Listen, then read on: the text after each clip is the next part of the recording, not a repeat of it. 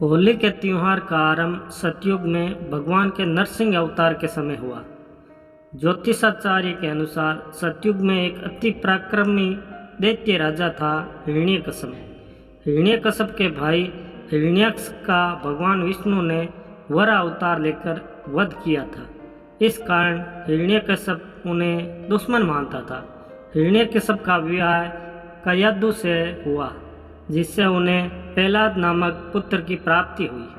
हिरण्यकश्यप ने मनचाहे वरदान के लिए ब्रह्मा की तपस्या शुरू की। इस दौरान देवताओं ने उसकी नगरी पर आक्रमण कर दिया और वहां अपना शासन स्थापित कर लिया।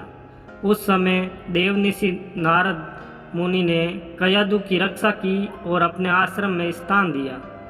वहीं पर हिरण्यकश्यप के पुत्र प्रहलाद का जन्म हुआ।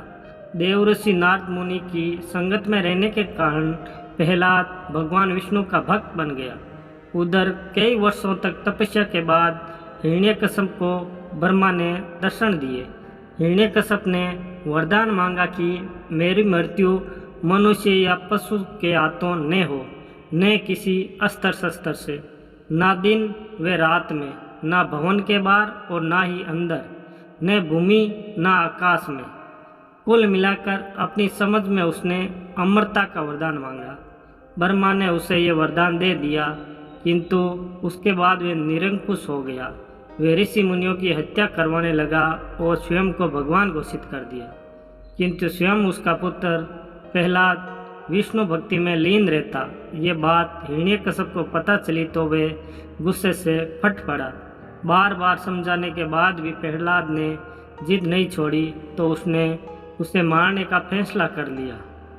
हिरण्यकश्यप की एक बहन थी होलिका।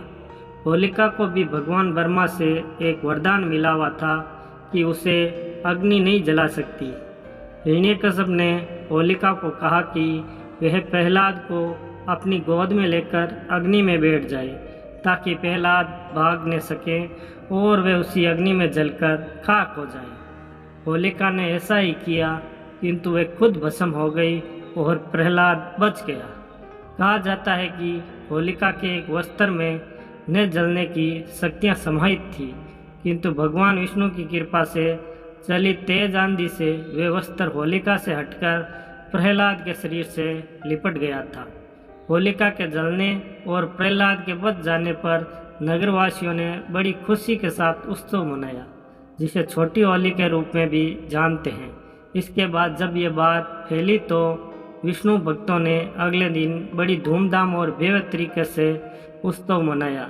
होलिका से जुड़ा होने के कारण आगे इस उत्सव का नाम ही होली पड़ गया और उसके बाद हर साल यह त्यौहार बड़े ही धूमधाम से मनाया जाने लगा। उधर हिरण्यकश्यप ने प्रहलाद को मारने के लिए उसे एक खंभे में बांध दिया। वे प्रहलाद को मारने ही वाला था कि भगवान विष्णु खंभा फाड़कर नरसिंह अवतार में प्रकट हुए। उन्होंने हिरण्यकश्यप को उसके भवन की चौखट पर ले जाकर संध्या के समय अपनी गोद में रखकर नाखूनों की सहायता से उसका वध कर दिया। इस तरह ब्रह्मा का वरदान भी नहीं टूटा और हिरण्यकश्यप का भी अंत हो गया। उसके बाद भगवान ने भक्त प्रहलाद को उस राज्य का उत्तराधिकारी बना दिया।